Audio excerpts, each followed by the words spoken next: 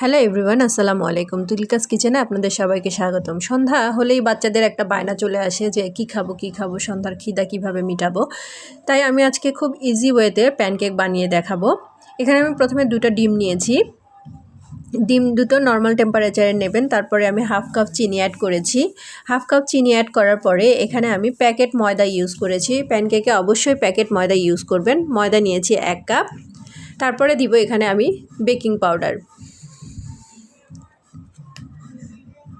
Baking powder আমি half চা চামচ ইউজ করব।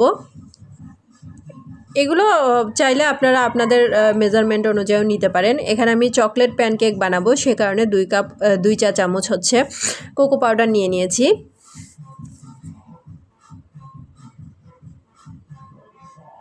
2 কাপ কোকো পাউডার নেওয়ার পরে এখানে আমি ইউজ করব ভ্যানিলা এসেন্স। এখানে আমি যেহেতু চকলেট ফ্লেভারের জন্য কোকো পাউডার ইউজ করেছি, তাই চকলেট সিরাপটা বা চকলেট এসেন্স যেটা আছে সেটা আমি ইউজ করিনি। আমি ভ্যানিলা এসেন্সটাই ইউজ করেছি, কারণ ভ্যানিলা এসেন্সের ফ্লেভারটা অনেক স্ট্রং হয়, ডিমের গন্ধটা লাগে না।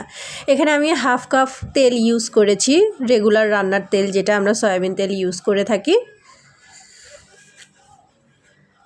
আর এক্ষেত্রে আমরা অবশ্যই লিকুইড দুধ ইউজ করব। পাউডার দুধ বা পানি কোনোটাই অ্যাড করা যাবে না, সম্পূর্ণ লিকুইড দুধ দিয়ে অ্যাড করব।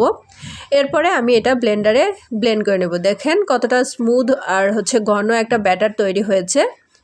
ব্যাস, আমার ব্যাটার তৈরি করা রেডি। কত সোজা এবং সহজেই, কত দ্রুত আমি আমার ব্যাটারটা রেডি করে ফেললাম।